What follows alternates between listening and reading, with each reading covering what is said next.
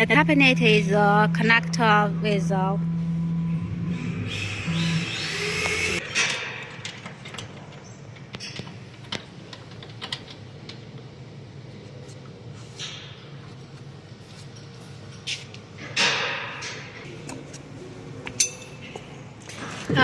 let's learn how to install the knife collector.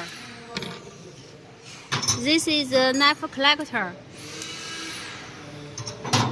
Knife collector installed.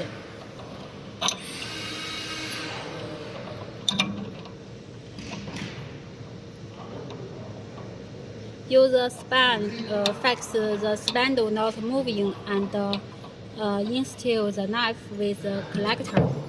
Then use another span to tense it. Confirm it is very tense. Then you can start the span.